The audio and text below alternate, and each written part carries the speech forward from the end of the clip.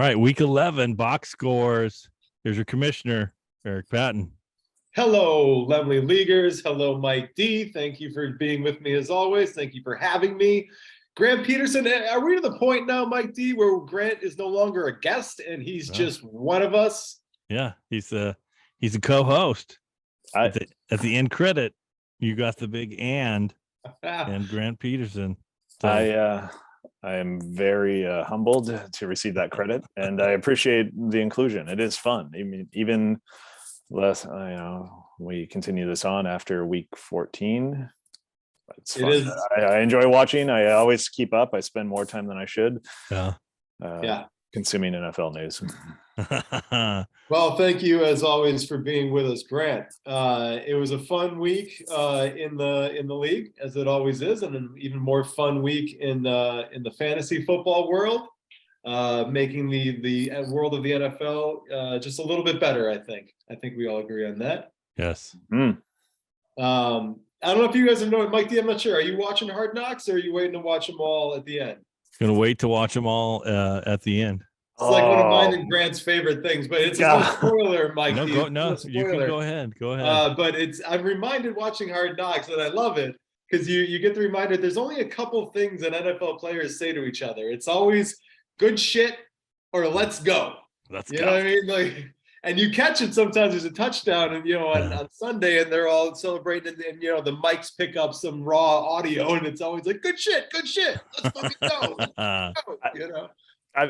I'm surprised that you are holding off to watch them, Mike, only because, like, especially after last season, I think Eric and I got into this where I'm like, oh man, you got to start watching it. And it is, especially like, it gives you another glimpse of the recap. Well, the kids, my oldest kid is sick, so he's going to stay here for Thanksgiving. And so I'll probably have enough time to blow through it during the day. The whole thing. Yeah, I mean, there are only a couple episodes in. By Thursday, it'll be 3 episodes total. So okay, for this season, for the in season, they did a preseason with the Lions, and now it's in season with the Cards. So how many episodes do they do in season? It's yet to be determined. Okay. It's going to be decided. I think last season it was like 10 or so. They went with the Colts, and their season ended at the end of the regular season when they lost to the Jags, of course, which just made for incredible television. The Cards don't seem to be a playoff team, so my guess is at the latest they'll go till 18, but I don't know about that. Well, this is just breaking. Well, I guess it's not breaking news, but it happened today, which has kind of got me going to think about watching it sooner. Cardinals fire offensive line coach for something that happened in Mexico City Friday night. Yes. Ooh. And they will not reveal what it is. No. So hopefully we'll find out. But also I was kind of surprised how they're really up to the minute, because they had the Colt McCoy thing on the thing sitting in there going, starting. I was like, oh, okay, so this is like Colt. Yeah, Colt is great. He's fun to watch, man. That kid, either he's got a ton of confidence or he's really good at acting like he's got a ton of confidence. Yeah. But it's fun to watch him out there. Yeah, they basically you see the week leading up to, and then the game of the previous week. So we're gonna see who they play this week? The Niners.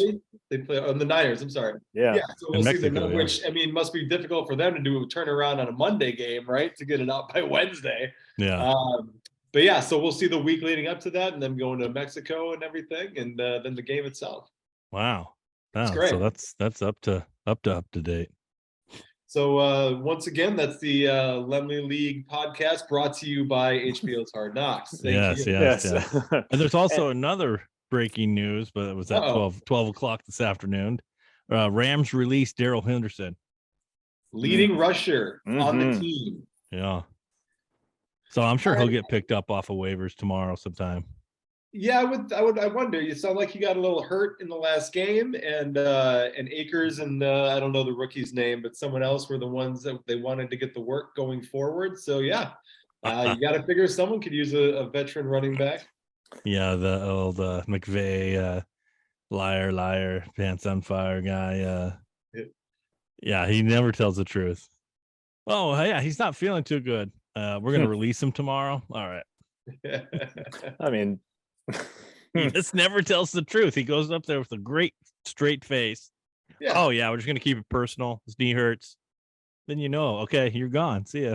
I mean, not to cross the streams, but I mean, it kind of ties in a little bit. But it was like the whole thing of like, why has Bob Iger been meeting with select high-level Disney investors last Wednesday, Thursday, Friday, and seen around LA, and then Sunday night press release at 7 p.m. like, oh hey, we did a firing squad for that old CEO, and Bob One is back. But yeah, that thing of like, no, everything's fine. Bob One is here just to. I did where there's smoke, there's often fire. Indeed. So there was both smoke and fire in this season's second installment of the Cleppinger Bowl. Nice. Sisters Caitlin and Christy faced off for the second time. Christy took the first matchup, and Caitlin got her revenge this past week, taking the victory 115-92. Nice. Part two, huh? What's that? Part two. They split the series this year. This is always one of the more highly anticipated matchups in the Laemmle League, as not only sisters but absolute blue bloods. These two are both champions. They both won Laemmle League titles, and they're always in the thick of things every year. So it's always a big matchup. I like it. Mm-hmm. So this year, the Treasurer Cleppinger, was paced by once again MVP favorite. It's probably fair to say Patrick Mahomes. Yeah, for sure. Yeah. Number one QB in fantasy football, despite the fact that he gives you almost nothing with his legs. He actually does once in a while. You don't think of him as doing it, but when things break down, he's really smart about when he runs. He turned in 23 yards. 39 the week before, 63 the week before that. He's very smart with it, but he's not on Lamar Jackson. He's on a Jalen Hurts, a Justin Fields, yet he's just doing it all with his arm. He's move over Josh Allen, the real deal is here. A couple people have been talking about, like, he's always in he makes it look too easy. And you think he's won like 4 or 5 Super Bowls, so he's only won one, but he's always in the championship game. He's been in the Super Bowl a couple times, and he never lets up. He's got so many weapons. He doesn't need number 10. He doesn't need the cheetah. He's got a bunch of other guys. Even if a guy goes down like Tooney and Juju Smith-Schuster, he'll help get Watson. He'll get anybody the ball. It's awesome. Yeah, there's always Kelsey. Kelsey's always the guy, but he just spreads it around every week in addition to Kelsey. It's always Kelsey and, sometimes it's Kelsey and Kelsey and Kelsey, but he definitely, like it was this week with his 3 touchdowns, which we'll touch on later. He's just, even without Tyreek, he's just absolutely thriving. No, I'm glad you said Kelsey upon Kelsey. My next coaching fire is Brandon Staley of the Chargers. He got railed on this week of, why would you go single coverage when the game counts on Kelsey? Why would you send one guy? Why wouldn't you double team him? Why wouldn't you do a zone or something? But no, let's just let him go. I was at the game last year. This time, same thing happened. Like 20, 30 seconds left. They march down the field. Kelsey scores a touchdown. I'm watching the game. I'm like, same goddamn thing is going to happen again. And then you can see Mahomes just going like, whatever. I got 30 seconds. What are you guys doing? I'm just going to come here. I'll get the ball to Kelsey. It's good. We're all good. Yeah. Everyone sees it coming and no one can stop it. An incredible combination, the two of them. This matchup between the Kleppingers was also, the story was told through the wide receivers.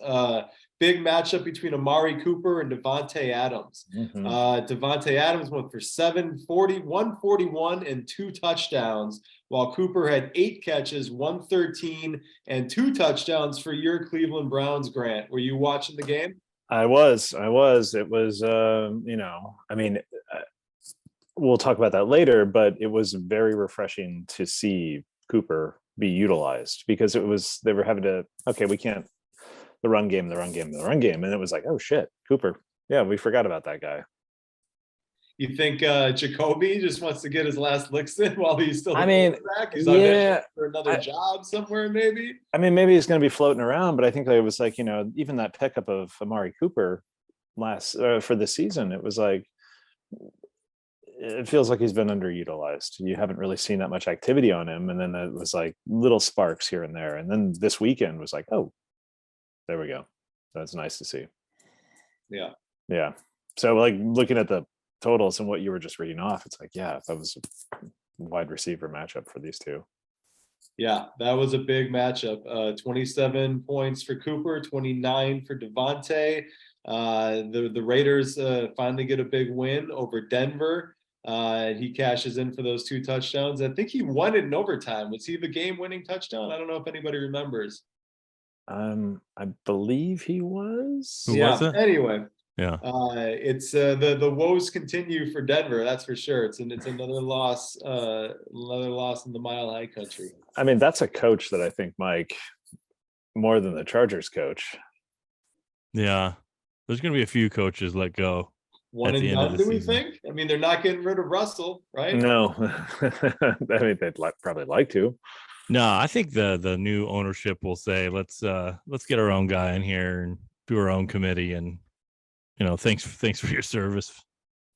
Good luck. Yeah. learn how to call a timeout at the right time.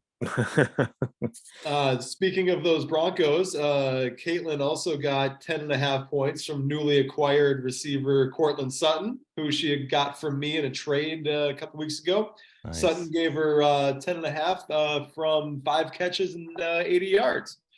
Not eye-popping numbers, but he's going to be a solid contributor, I think, with Judy being out for a little while, and Russell's getting a little better. I mean, he's still not good or serviceable, but he's better, I think. And Sutton's the only game in town. I think he's the one who will benefit. Yeah, for sure. No, Cortland. A lot of guys down. There's some young receivers, but I don't know how good Russ is anymore. So. Yeah, we always marvel. Everyone says every year that they marvel at Brady being this good every year because it just happens so fast for quarterbacks. They just fall off, and it hasn't happened with Brady yet. But we see guys like Phillip Rivers or whoever else, and Matt Ryan. Yeah, exactly. Ryan, a great example. Yeah. And they let go of Melvin Gordon, so that team's in rebuilding mode. So.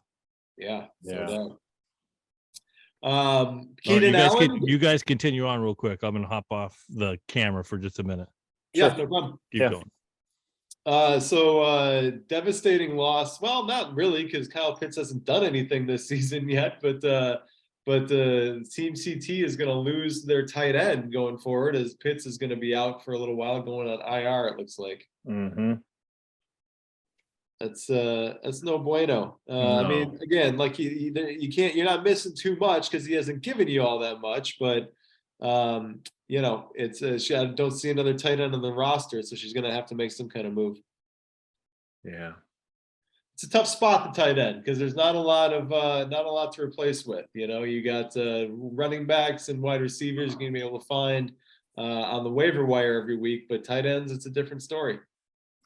Yeah, and I think I was finding myself in that situation. We can save that for later, but yeah, the tight ends, I got nothing else to offer. No, I know. Neither does the waiver wire when it comes to tight ends. So I get it. But we had mentioned Russell Wilson. I didn't even know. I realized that Christy had started him. Christy has Brady on a bye, so she actually went with Russell this last week. Didn't find the end zone.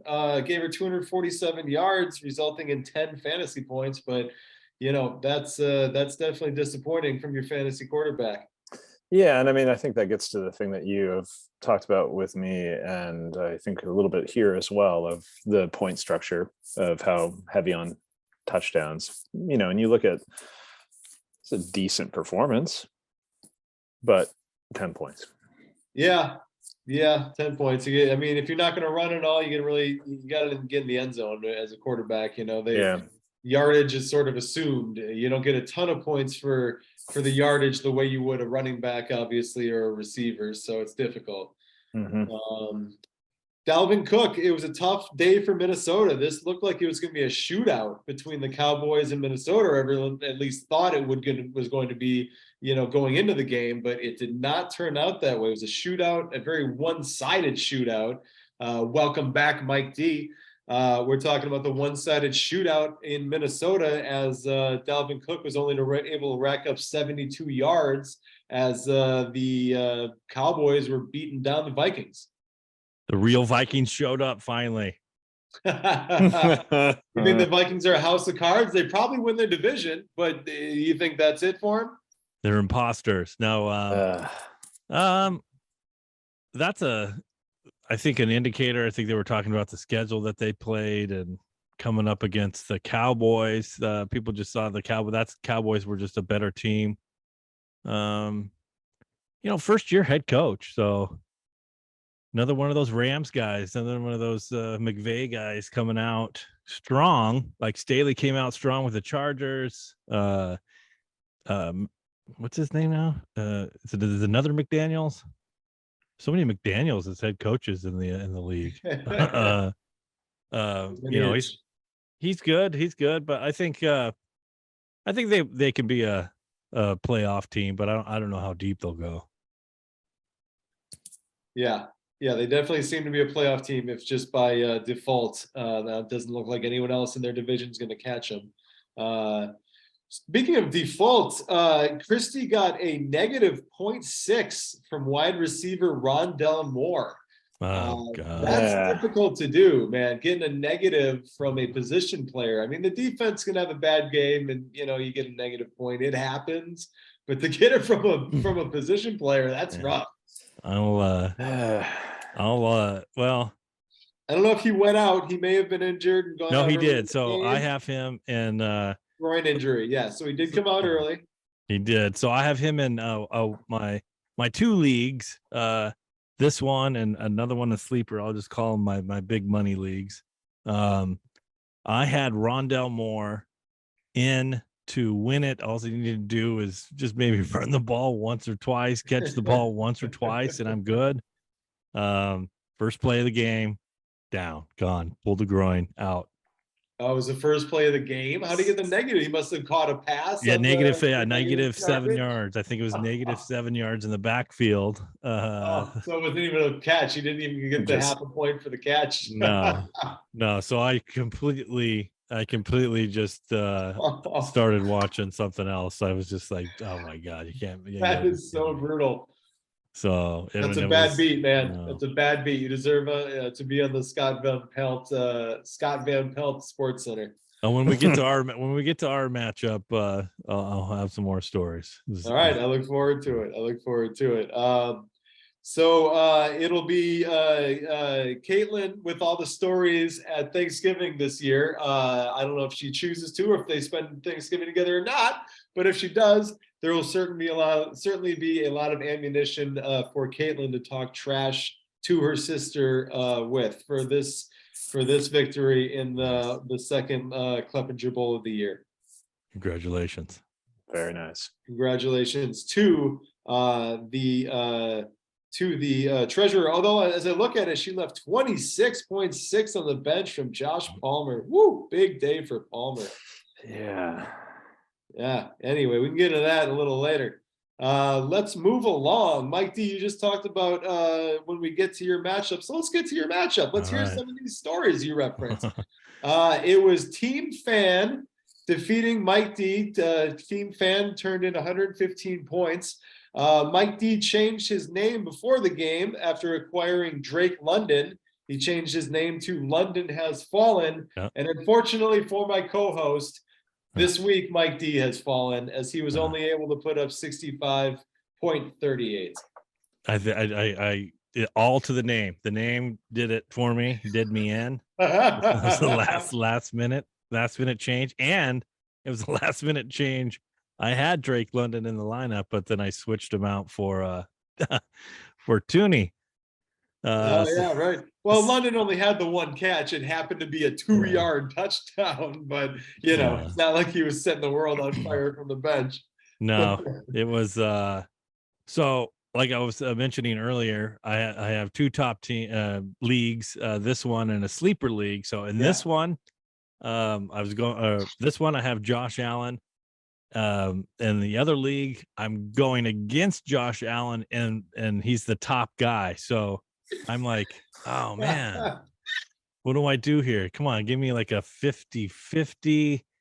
And then I'm watching the game, and then I'm pissed, but then I'm happy. I was like, okay, Josh Allen, I'm good in the other league. This 12, maybe I should have just gone with Cool Joe. Well, let me ask you this. There have been times where I have started a guy just for that exact reason, or not started a guy because of that, because I didn't want to be like cheering for him and then not cheering for him. Was there any thought for you to maybe start Burrow? Yeah, I deep consideration for, and I should have. I made a mistake. It was horrible coaching and general managing for both leagues. I lost it myself. This is on me. I take the blame. I'm not like the Wilson kid in the Jets. I don't say it's on the defense. You didn't let your you did let your defense down. You know not at all. Well, your defense let you down, Mike D, because the Giants turned in a -1. So there you go. But I will say, in your defense, Mike, I mean, outside of the team name, which I think was a phenomenal name. Great name. I mean, it's Josh Allen. They moved the game indoors, like by all prognosticating. Like it on paper, it should have been the opposite. Yeah, against Cleveland. It shouldn't have been. Yeah, I'm having my doubts. I'm looking at Josh Allen, and he's struggling. He's just struggling. I should have playing through that elbow thing. That can't be, can't be at 100%. But yeah, I mean, even because with the elbow, because the allure is the running. I mean, Cleveland gives up a lot of yards to running backs, as I'm sure Grant can attest, being a longtime fan. But it's so the allure is there. Then maybe if his elbow's not 100%, he'll run for 130 yards or something, But it wasn't there this week. And I was thinking Joe Burrow. I wanted to wait till Chase got back because it opens up the field for him, and I should have just gone Joe Burrow. Not that it would have made a difference, but it would have made me feel better. Hey, I mean, we'll get to mine as well, but like 26.7, that would still bump you up. Yeah, we're in the same boat. It would have looked better. It would have, yes. 50 points. I was like, God, man, I'm gonna go get 60, 61 because I'm not digging the it's the Mitchell. I picked up Mitchell. It looks like a 50-50 split with Mitchell and McCaffrey. So I don't know if I'm going to see the big numbers from him anymore this season. Yeah, I wonder if it'll remain that way throughout the regular season, and they're just waiting to unleash him in the playoffs. They don't want him get him hurt. Yeah, that's the entire second half belonged to Eli Mitchell. Yeah, my best player is Juwan Johnson. Thank you, Juwan. Juwan Johnson is coming on strong, man. He's going to be a top 5 tight end by the end of the year. Is slightly off topic, Commissioner, is there a award for the lowest points for a week for a team at the end of the season? Lowest for the entire season? Yeah, like whoever has the lowest, it's like consolation of like a $5 we could call it the Ishtar. Yeah, well, I was going to say the Applebee's gift card, or like the gift card to the restaurant that is now closed, or something. Because I mean, Mike D's situation is something that I was also fearing in my own situation, which we'll get to later. But it is that thing of just like the gamble. Yeah, it's horrible. And I don't know if 65. I feel like there have been lower scores this season. I don't know, but we'll have to go back and look. But we'll look. I don't.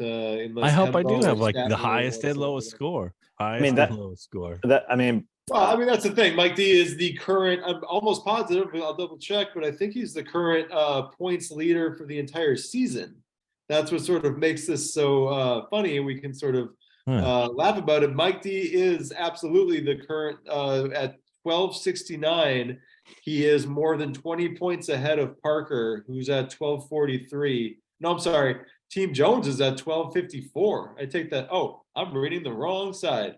When you drink wild turkey during a podcast, that can happen sometimes, folks. I apologize.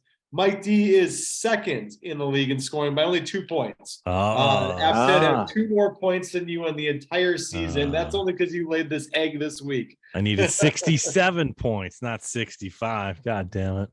So that's the difference right there. If you started Burrow, you'd still be in the lead for the season-long high points. Yeah, and Team Fan, Christopher, great job with Najee came on. Absolutely. All I heard was T. Higgins is making another catch. T. Higgins is catching the ball. Didn't find the end zone, but 9 catches for 148, man. Big day. Debo has a big day for Chris. That's got to feel good. He wanted to see a lot of games like that. I don't know if either of you were watching that game last night, but he took off at one point and hit the sideline and just went into another gear. And it was just visible. You could just see this guy running away from people. I caught the last half of the third and into the fourth before it was like, okay, we're done. We're at 38-10. Like, you guys all can go to the bench. I mean, it was impressive to see, though. They were having fun. Yeah, for sure. Team Fan survives the 6.5 it got from its quarterback Jared Goff. Kept Derek Carr on the bench, who turned in 20 points for him. So but what are you gonna do? He got the win. He's doing just fine. Yeah, like I said, congratulations. God damn it. Shake it off, Mike D. Everyone has a bad one terrible week during the fantasy season, and you got yours out of the way. It's like London has fallen, like it says. All my fantasy leagues, I think I did lose, so it all crumbled right in front of me. And you got to kick yourself because a lot of it was actually all my decisions. That other league made a horrible mistake, and I actually lost the game because of my decision making and damn Rondell Moore.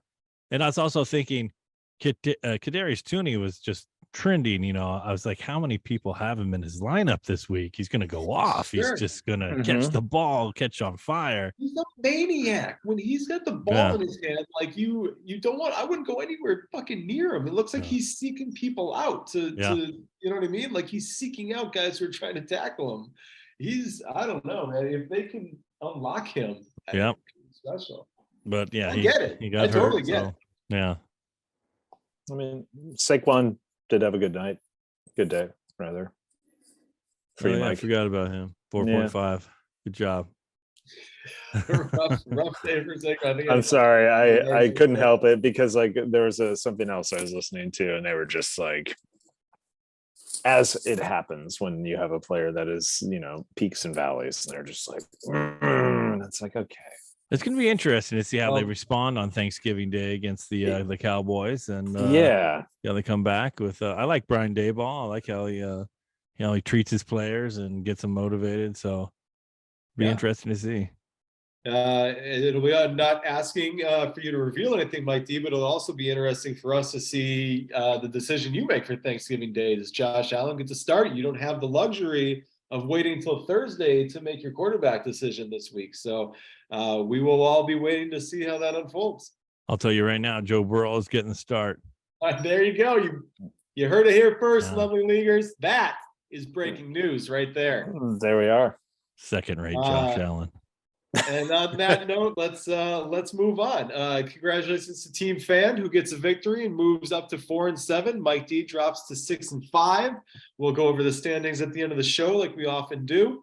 Let's move on to our other co-host. His game of this week, Grant, under the flag of Cousin City versus Team Parker and his pizza slice. Grant, talk to me about the team name this week. Team name, we were just Sarah and I were spitballing stuff this Sunday morning before the Browns game started, and trying to keep it within active players that you have. And I like it. If I would have started Mr. Herbert, it would have been Herbert Goes Bananas. Because there's a few Herbie movies that you can use, and I've already used one, but that doesn't mean you can't use another. No, keep using it. I love it, man. I went to town with Clyde Edwards-Helaire, just air stuff. So just keep, running with it. I'm gonna do so many McManus team names. I love it. And Cousin City, it was like I almost added a hyphen just so it'd be like Sin City, Cousin City. But I didn't. I just kept it as that. But I figured using the Mickey Rourke poster image, Sin City, hopefully people remember that strange man. And I got it. Yeah, I figured everyone would. But I mean, it was just kind of like, okay, Cousin City. And I like Eric, I also have a notes file of used and spitballs. So I mean it is helpful, but that was it. Not exactly inspired. It's good. We like it. Herbert Goes Bananas would have been good as well. Justin Herbert didn't actually go bananas, but his 19.2 compared to Kirk's 2.2 kind of seems like he went bananas off your bench. It had to feel that way. I mean, we had to go run an errand and came back right as the Vikings game was starting. And when Cousins got just sacked in that fumble, I was like, fuck. And that was like right in the first 2 to 3 minutes, I think. We came back, I immediately threw on the TV and I was just like, shit. And then it was downhill. And it was like, I'm going to go, let's errands more stuff. Yeah, and as we had spoken about this last week of like, Cousins, kind of a journeyman. And I was like, you know what? Fine. Let's try this out. Yeah. I mean, why not? Why not? And you look at, like Mike, you were saying, where they sit right now, the Vikings, it's like, what, who, how? Okay. Yeah, they're 8-2 in their division. Anyways, yeah. Now they're winning a lot of one score games, a lot of single digit victories, which is fine. You got to win close games. But I mean, look, coming off of a victory against one of the best defenses in the league, in Buffalo, no less, like you had to have a lot of confidence in this team that is helmed by Kirk Cousins. So it's not a far reach to think that he's going to put up some points. And I also got to imagine there were many other people like me this week that were just like, well, shit, look at what just happened. No. Why do you not?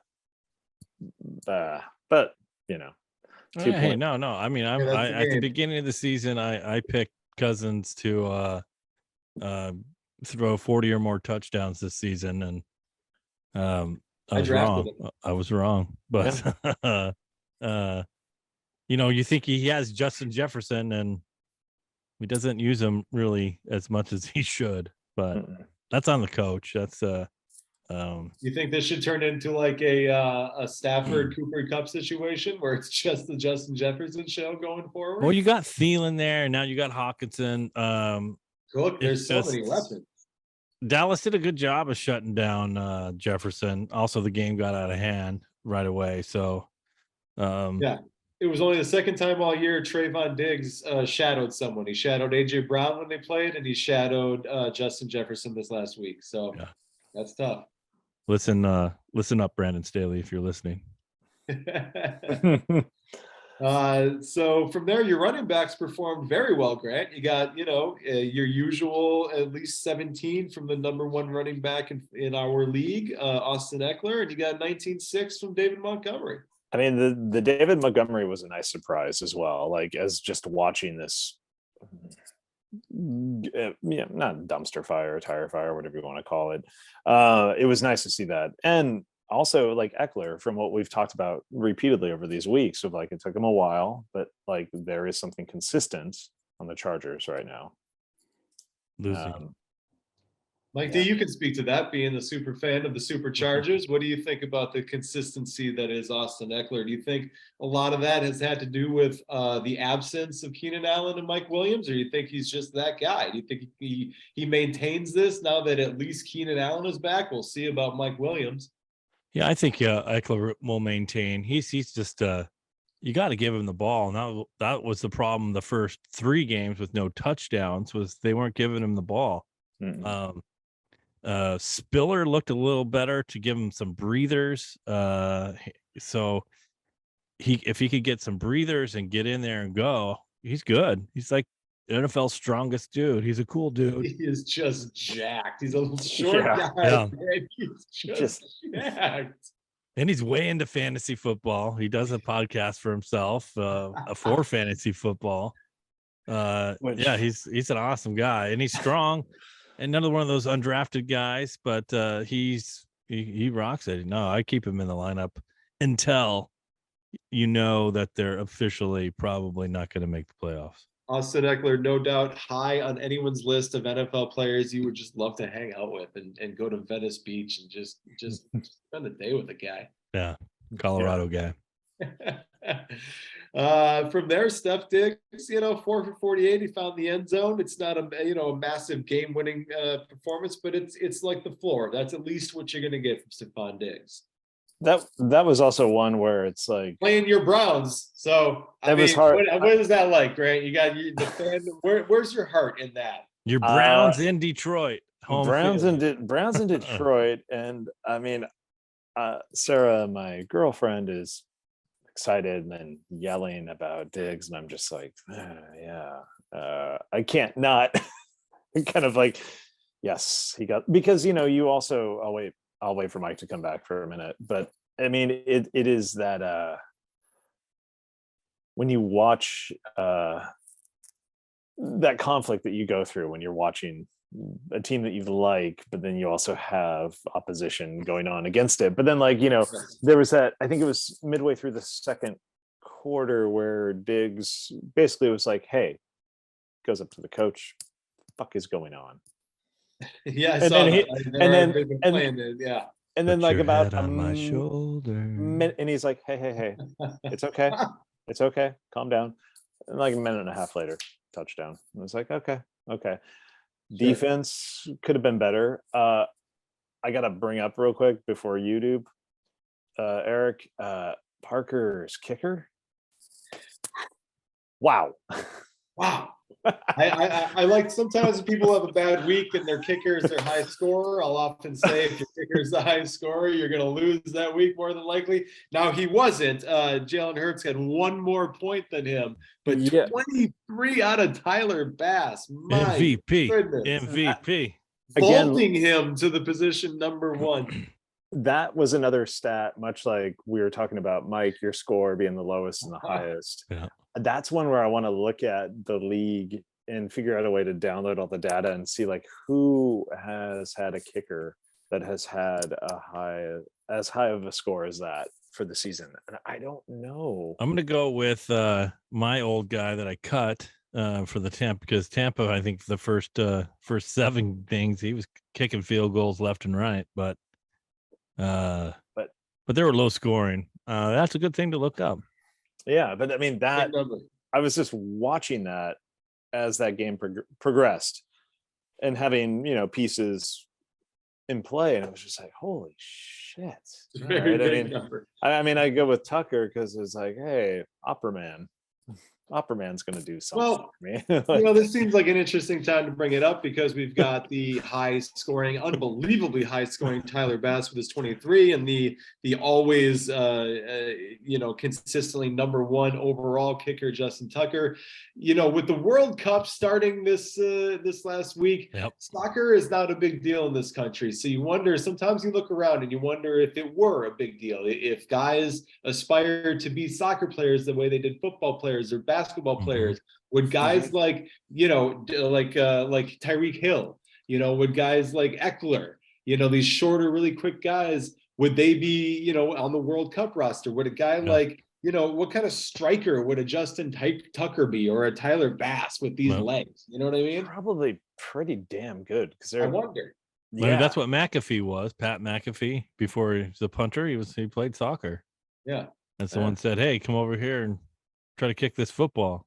Okay, I'll do that. A lot of these countries that we're playing against in the World Cup, like soccer is the biggest aspiration as far as a professional athlete gets, but out here it's like 4th or 5th. It's funny that you say that, because LA is kind of eccentric. And I remember going with Nick Faze, and you go to like Koreatown, and the town would be shut down. There'd be TVs on the everywhere for the World Cup. It was like a crazy party to watch.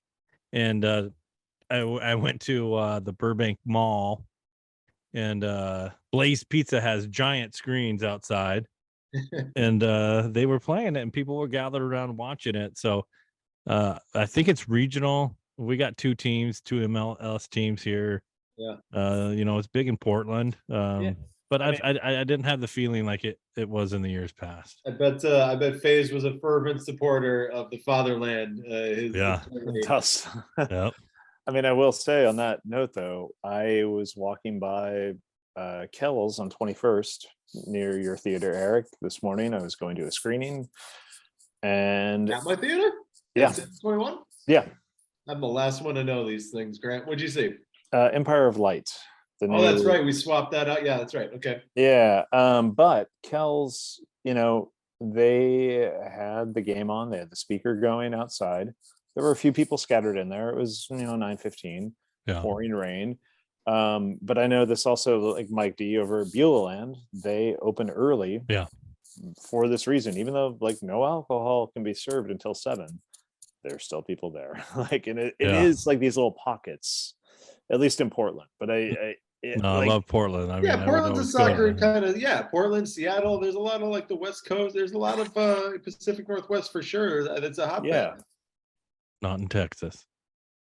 I mean, I'm sure there's places in Austin and probably Dallas. Oh yeah. Keep forgetting about Austin. Those liberal hotbeds. They have an FC, don't they? Austin, they do. They did pretty good this season too. But it is.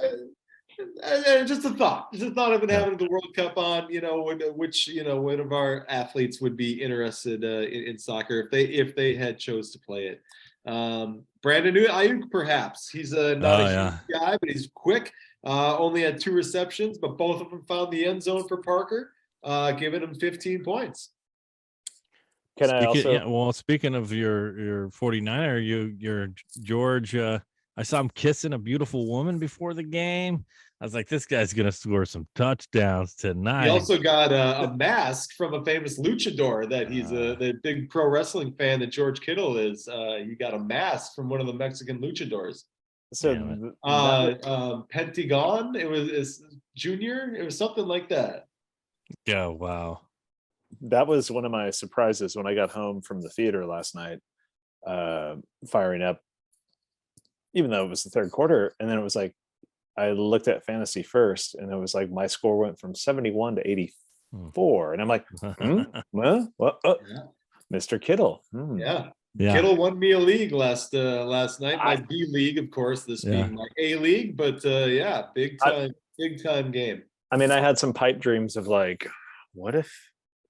No, 133. Nope. No. Because Parker was too much this week, Grant. Jalen Hurts gave him 24. Not a ton from his running backs, Aaron Jones and Cordero Patterson. Patterson really only saved himself with that punt return, or was it a kickoff? Whatever it was. It was. Oh no, yeah, it was. It was a record. It was a record. Broke the record. It was pretty. That was pretty cool to watch. Like they put him in just for that, and he did it. It was impressive. Like, hey, see if you can break the record. All right, bam, touchdown. That was kind of cool. I'm a Cordell Patterson fan back in the Seahawk days. So, okay. Can I also mention Mr. Please. Parker having OBJ on the bench? Yeah, perhaps the future Dallas Cowboy. Yeah, he's auditioned. Depending on the social post and who he wants to. You better play, man, because come on, you're hyping yourself up. You're great marketing. The Cowboys are marketing, but man, you better play. You better do something off of your ACL. I want Jerry and Odell's dad to have like a sit down. I'm sure they are. Jerry's people, at least. Jerry's people. The guy who cleans Jerry's glasses, maybe. His son-in-law. Christian Watson stays red hot for the Packers. Not unlike Ayuk, not a ton of volume, but found the end zone twice. Only 4 catches for 48 yards, but 2 touchdowns.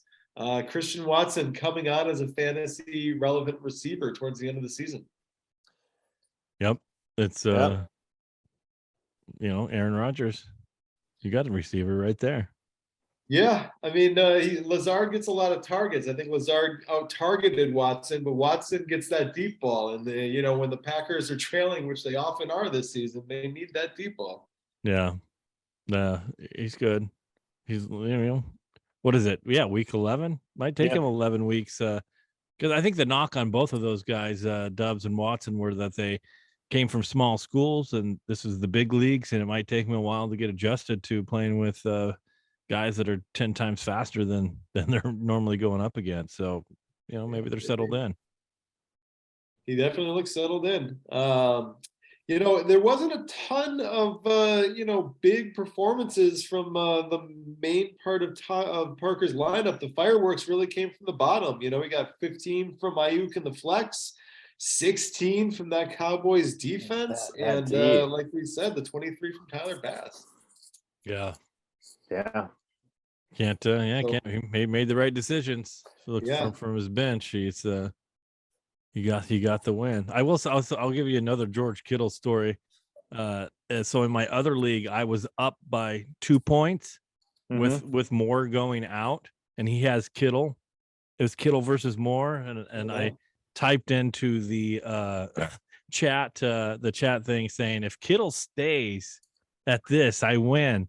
And as soon as I hit enter, he scored a touchdown. And the response in that league was, why would you put that out there? You did it to yourself, like me. That's what really hurts.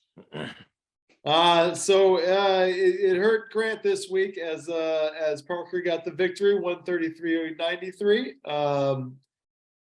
Tough loss, Grant. Sorry about that. I mean, I think this rules out playoff brackets, but I will continue to participate here. Not necessarily. We'll go over that a little later. It's we're getting close to the end here, but there's still a couple of positions being fought for. Yeah, just like Nathaniel Hackett saying, "Hey, good job," when Russell Wilson threw the ball in back of Courtland Sutherland's head. Hey, nothing wrong with that. Keep going, guys. Exactly. That's true. Exactly. All right, so Parker gets the victory, goes up to 6-5. Grant falls to 4-7. Let's wrap it up with the final game of the 3 co-hosts here and talk about my matchup with Justin. My team, McManus on Fire, squared off against Crimson McBride. I like the team name from Justin. I gotta say both team names. So I was like, oh, that's good. Oh, that's good too. Yeah. Like I said, there's a lot you can do with McManus. Which worked out because that's the only reason I picked him up, and he chipped in 13. So I'll take it. I was paced again by the most explosive man right now in fantasy football, Tony Pollard. It's between him and Justin Fields, I've got a 4-game winning streak, and you can point to the 2 of them and the surge that they've been on over the last few weeks. So strange that you got Pollard and you have Jamal Williams, and those are the guys. I think Jamal Williams leads the league in touchdowns. He does with 12. Yeah. And then you see Pollard, who's been, last 2 years, is come on, let that guy play.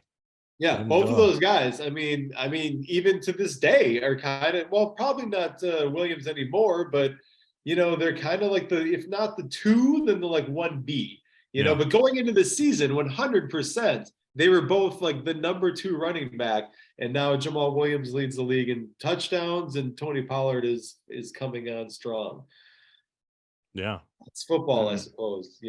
7-4 now. It's great watching the Lions though. Anytime one of their players gets tackled inside the 5, I celebrate as if we've just scored because I know exactly what's happening. I know Jamal's coming in. That's funny.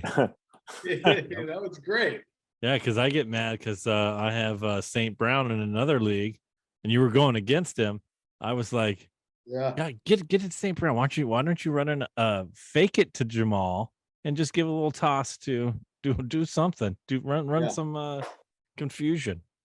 Jamal is absolutely this season's version of the 2018, I want to say, LeGarrette Blount. Oh, there you go. Nice. And it was the exact same scenario where like comparison. the Patriots offense just happened to like, it was a potent offense. They scored a lot of points. They got down the field all the time, but for whatever reason, they just happened to get tackled inside the 5 all the time. And it was always LeGarrette Blount coming in to score a touchdown. It was awesome. Oregon guy. Yeah, same kind of runner, big bruising guy, you know, and you know, they talk about heart and soul of the team and all of that, and you know, he seems to be that kind of guy. Yeah, this is running back heaven here. You have Pollard, Williams, and Stevenson going up against Taylor and Pierce, and that's it. Taylor and Pierce. Yeah, a lot of running backs on display in this matchup here. Luckily for me, mine performed pretty well. Justin had number 1 overall pick, Jonathan Taylor, who came back to life last week and appears to still be doing that. I mean, Philly's a good team, not the best run defense in the league, but you know, Taylor was still able to rattle off 84 and a touchdown, so that's good. Who's rooting for? I found myself rooting for Saturday. Come on, Saturday, get another win. Yeah. Can we talk about Saturday for a little bit? Yeah, what's that? I mean, Tuesday. You can talk about Saturday all day. We can talk about Saturday all day, but like, I mean, Saturday, it's like, if the week 2, like the sophomore slump, like, okay, like you're gonna win your first game, and it's like, and it's like he wasn't just a commentator. So like there was that like the knee-jerk response. So it's like, oh, okay. Oh yeah.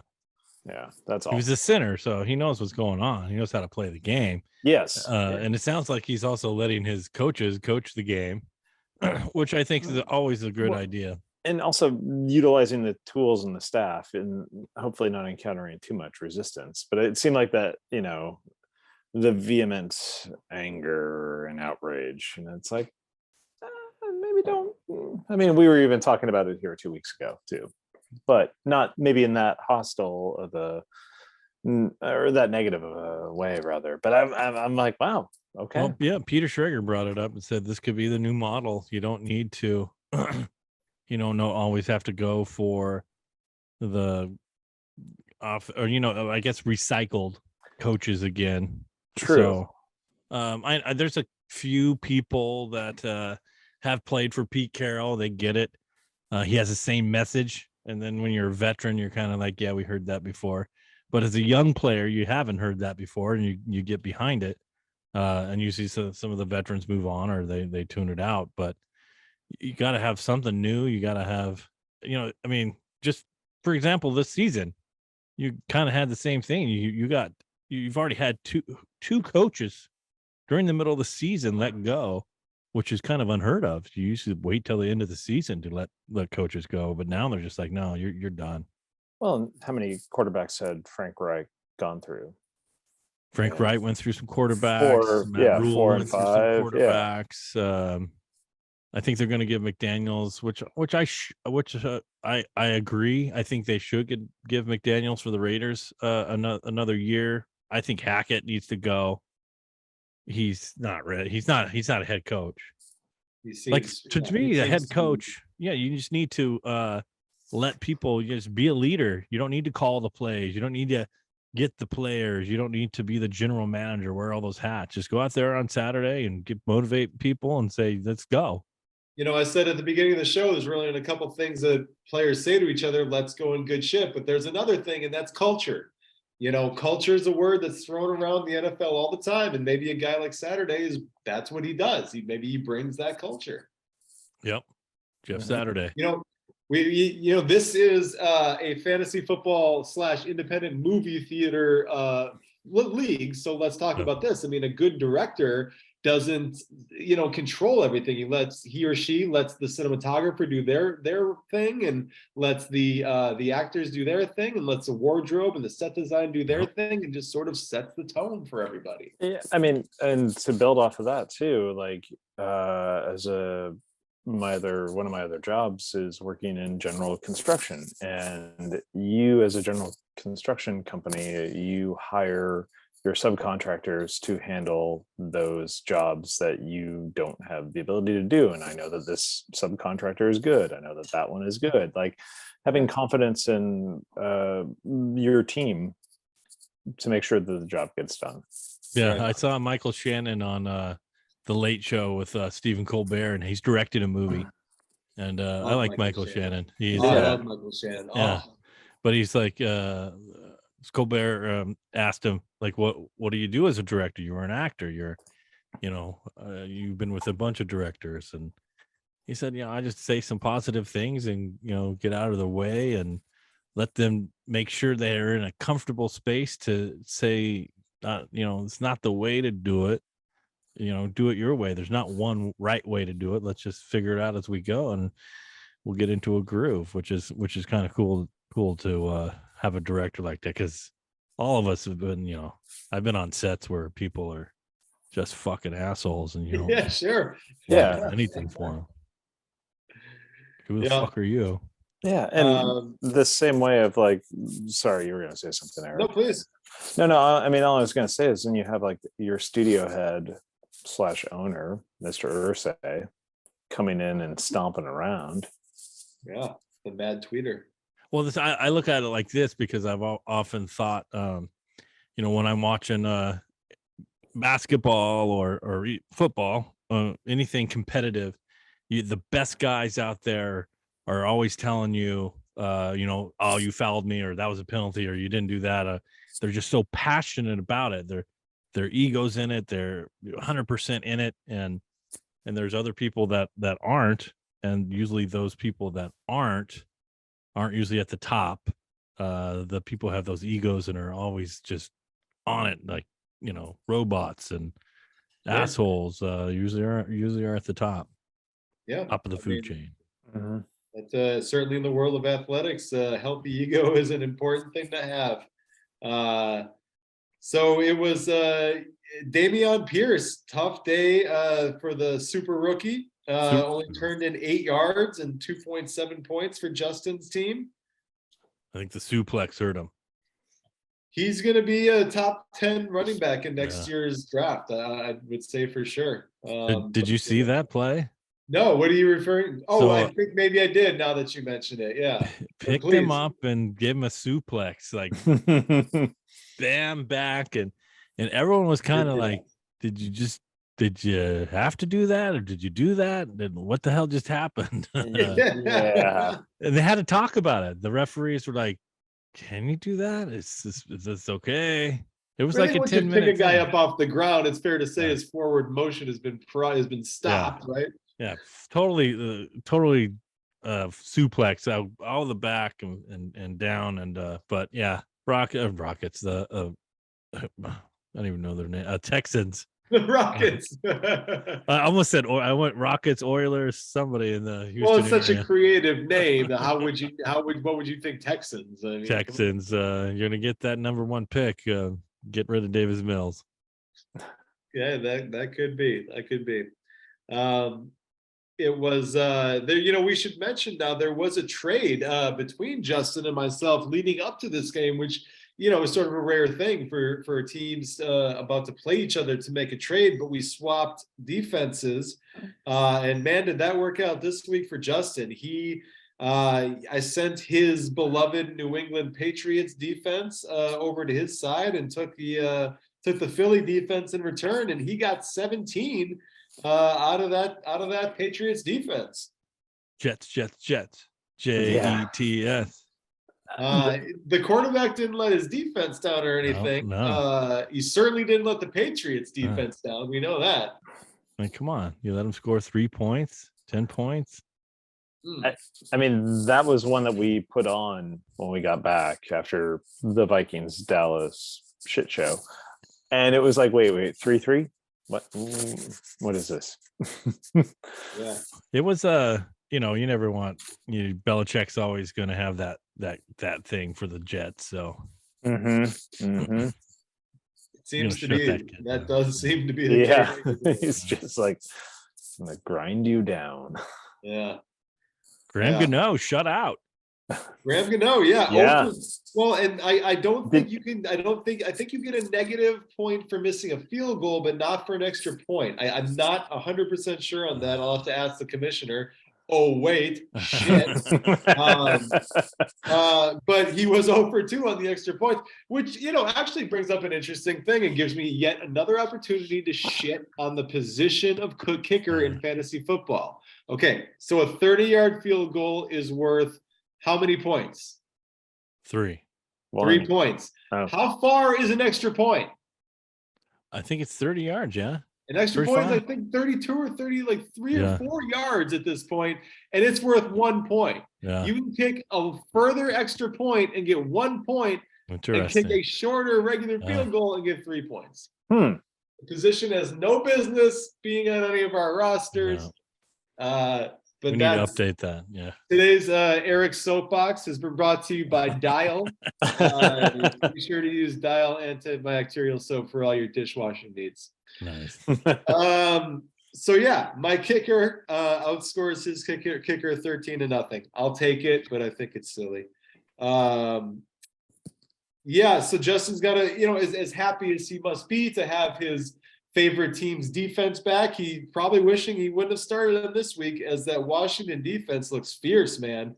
A touchdown scored, 2 interceptions, and only 10 points allowed. Yeah. Let's go, Commanders. Commanding indeed. I hope the new owners change the name. Back to the Washington football team. I like the Washington football team. I did too. Yeah, that grew on me. That really grew on me. At first, I kind of thought it was like a fuck you from Snyder. I thought he was like, you don't like my name? Fine, just fucking call it the Washington football team. Yeah. But it grew on me. Yeah, it grew on me. Like, I like that Bill Simmons calls it the C word now, because he's just like, no, we're not. We changed it. It's the C word. Fuck you. That is funny. Nice. So I get the victory this week over Justin. On the way, I am lucky enough to get high points with 138. I will take it. Congratulations. I improved to 7-4, and Justin falls to 2-9.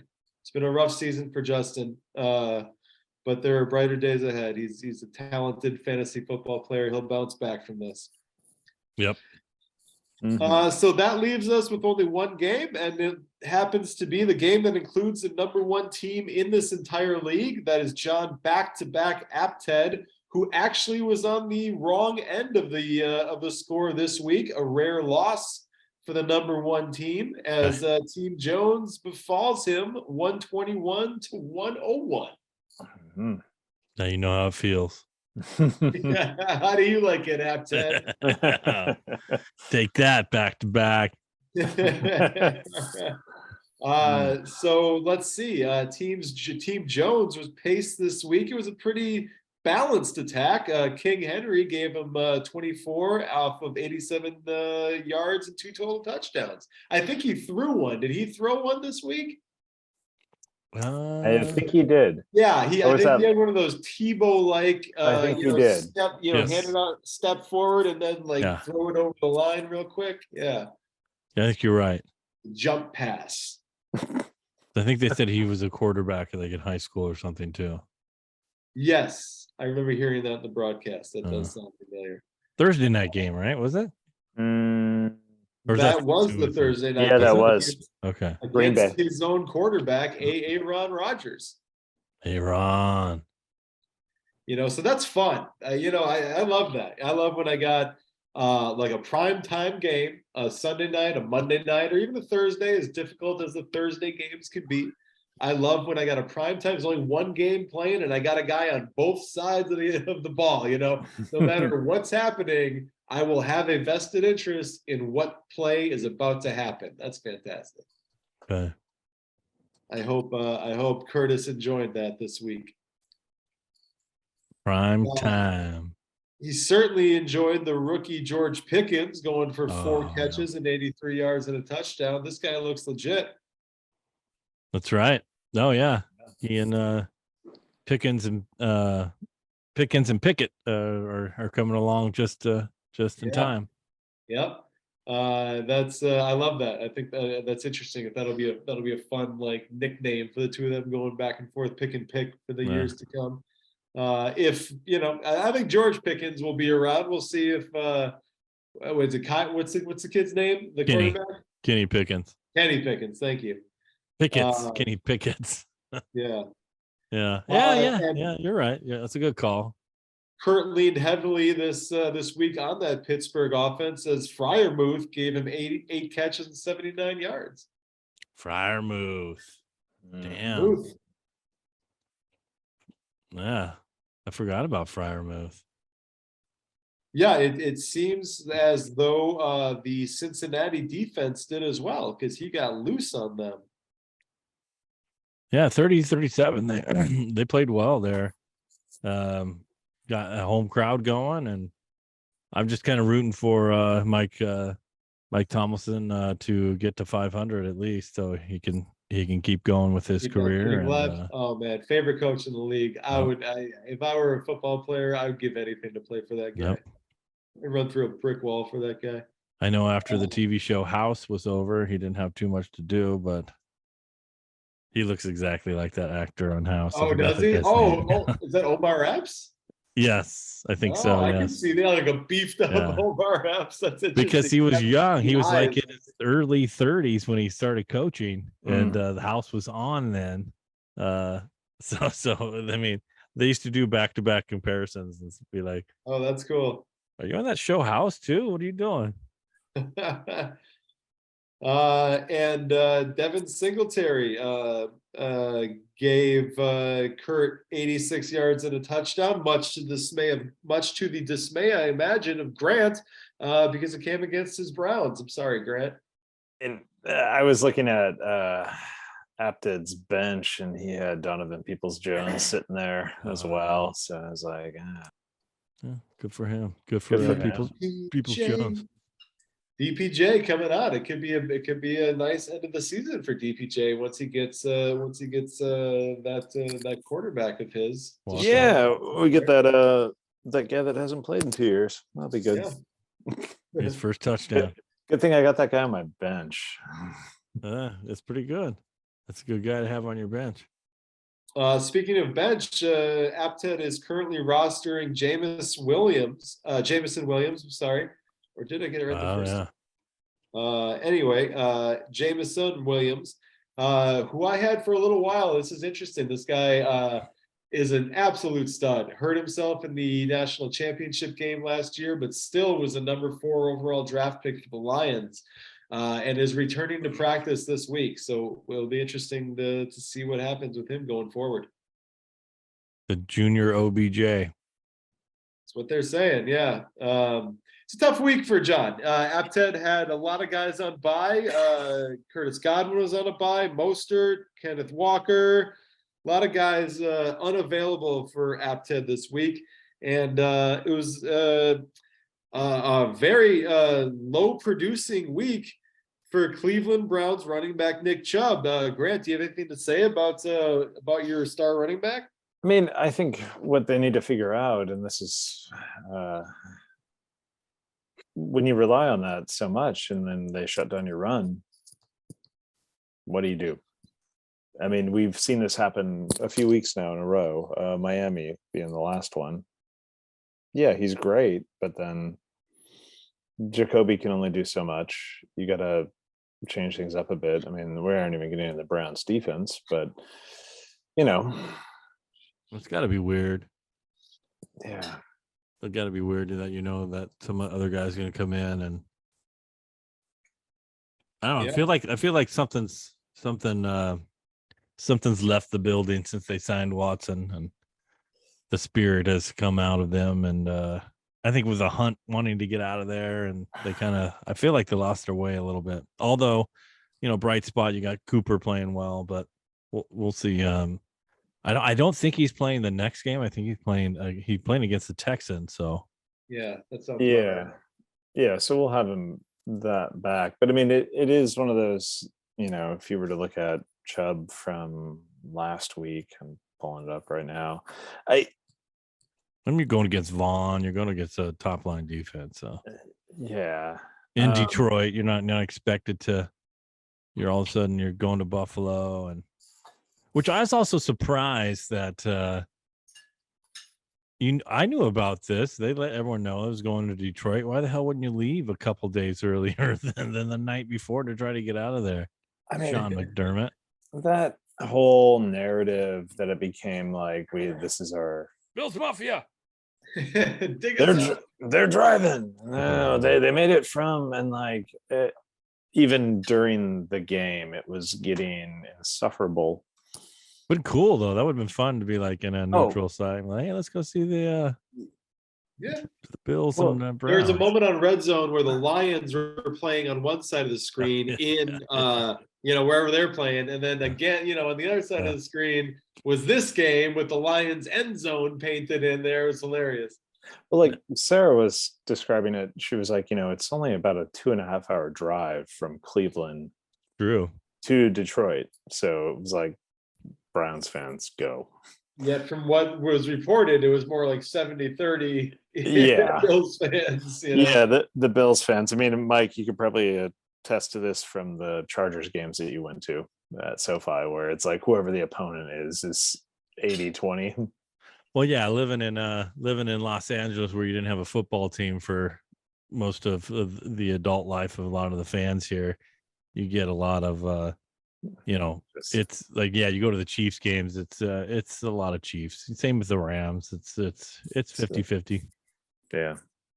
And there's still a lot of Rams fans here that are, still pissed that they left in the first place. So it's interesting to go. I mean, and Cowboys are in Oxnard. They got a lot of Cowboy fans here. So Raiders fans. And they do their training there every year, don't they? Yeah, Oxnard. Yeah, so they were I think the local choice before any team came back. But same definitely. Here. I mean, I'm neutral too. I didn't have a team growing up besides the Seahawks, and then everything was Oregon related, to the Falcons, to the Chargers. But no real, besides the Blazers. I was thinking about that the other day. I don't have I have the luxury of following. I can follow three or four football teams. Yeah. I've adopted the Chargers and their losing ways, and I'm good with that. And the Seahawks are always fun to watch. And go Dodgers, go Angels if they win. So as far as Apted goes, Lamar had a very mortal day, 209 yards, got a rushing touchdown, but only turned in 15 points for the fantasy concern. Should Apted be concerned? Are we worried about Lamar Jackson at all? Yeah, I am. I traded him away in my other league. Oh, yeah, I did. Yeah, and I had him for 3 years, and I just don't feel like they have a team or an offense around them. They were trying to imitate, and which was one of my first LA football experiences. I got to see in the Coliseum Lamar Jackson and the Rams, and then he was awesome to watch in person. He grabbed, that it was that same offense. It was are you going to run it, or who's going to run it? We know you're not going to pass it. And he would just, the game was out of hand. Our RG3 came in at the end. It was a blowout. He was the MVP that year. And it just seems like they can't duplicate that again. And the receivers have gone down. Bateman's gone down. They got Deshaun Jackson with a already hurt on the first play of his comeback. Yeah, it didn't last long. So you had him for 3 years in a dynasty league? Yeah, dynasty league, and I had to give him up for it gives me anxiety. He's the only player that gives me anxiety because I know he's going to get his running points, but at the same time, I feel like he's now relying on old athleticism that I don't think he has, and the league has figured out what he's going to do, because he's very casual. It's like, oh, I got the ball here. Oh, I fumbled the ball, and I'm just like, God damn it. Yeah, it's just too much anxiety. I went with I had Tua as a backup, so I traded for a pick and Aaron Jones and a couple other players. So Okay. I think Lamar. I don't know if he's going to be on another. You think he's going to be on another team? Well, he ain't getting 250 million anymore. I guarantee you that. I mean, he wanted that. He wanted. You think that's what he's thinking? Watson. It's like, he thought he was the Watson. I thought there was contract. reports that he turned down 205 or 210 guaranteed. He wants Watson money. Yeah, correct. And, it's like, I think he had a better chance before this. I think whatever he was going to get before this season feels to me like it would be higher than what he's going to get after it, based on how it's gone so far. Oh yeah, here it is. The NFL Players Association is making charges that Lamar Jackson and other high-profile players are being neglected for job security for guaranteed contracts. So I guess there's some issues going on because of the owners don't want to do guaranteed contracts, and I can see.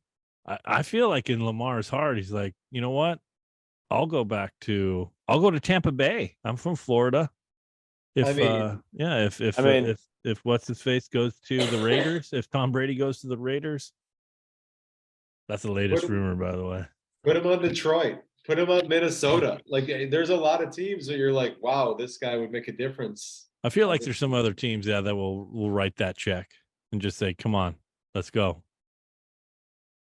That's what I feel. I feel like the sale's gone out of like, all right, we'll just play this through and then I'll go sign my contract somewhere else. Maybe. Awesome, though. Still awesome. He could end up at the Panthers. That's true. I mean, they're bringing Darnold back this week. Oh yeah, he's gonna light it up, man. Speaking of those Panthers, DJ Moore gave Apted only 3.9, and the other wide receiver for back-to-back, Justin Jefferson, only gave him 4.8. It was a tough day for the wide receivers on John Apted's squad. Yeah, Apted had looked like he had some decisions to make, which I find interesting as a general manager, that he kept Myers and didn't pick up another running back or another receiver off the waiver wire.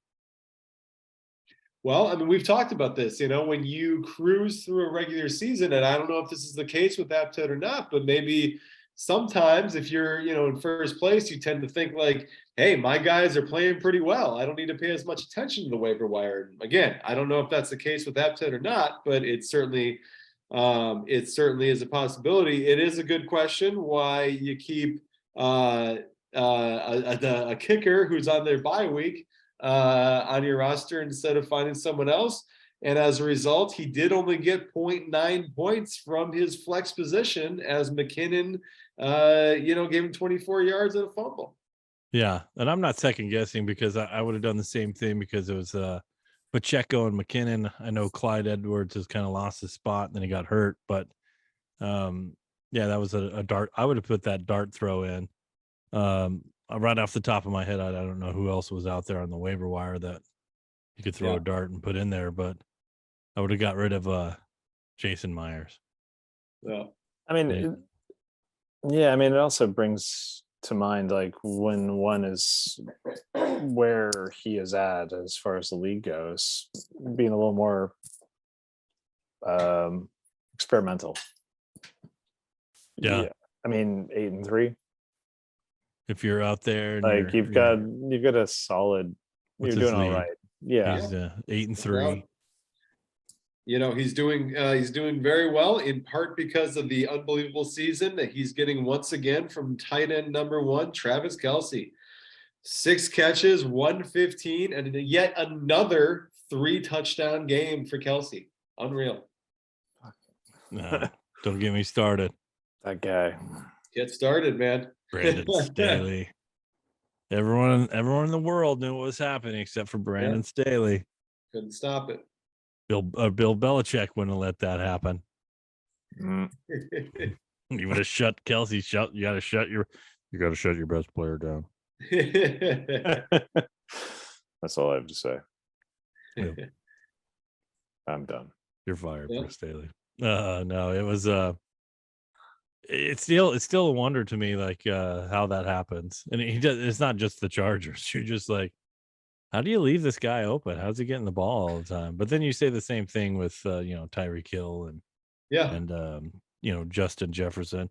I think it's the consistency. He's consistent. Tyreek's pretty consistent. Justin Jefferson has those big games, and then he'll do a 4.8. So if you're maybe that's just the quarterback. Maybe that's the quarterback speaking. We're talking about Kirk Cousins versus Pat Mahomes and Tua. Yeah. Most accurate quarterback in the NFL. Tua Tagovailoa. Yeah. Damn. So all right. So that's that wraps it up. Team Jones gets the big win. I mean, this is not taking anything away from Team Jones, but you're talking about currently the number 7 team in the league and upending the number 1 team. So big win for Kurt. Well done. Yeah, good job. Congratulations. So that brings us to the standings. And as I mentioned, Apted remains number 1. I move up to the second place spot. Apted and I actually face each other this week, but number 1 will not be on the line. Apted defeated me in our first matchup, so even if I win, we will have split the season series. And as of right now, he's got a very comfortable lead on me in the points for category. So more than likely, barring some sort of miracle, at the end of next week, Apted will still be in first place. Yep. But I think it's miracles. It's the holidays. Hey, indeed. Mike D, you're down to we got a tie at second place with myself and Christy. So you're technically fourth.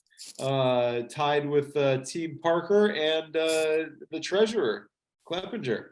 London has fallen. That's perfect name for right now.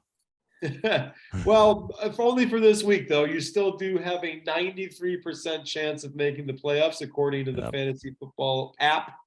So that's there's a lot to be positive about, despite the low week for you. Yeah, I'm feeling good going into next week. I'll go see my football therapist and get back in the game.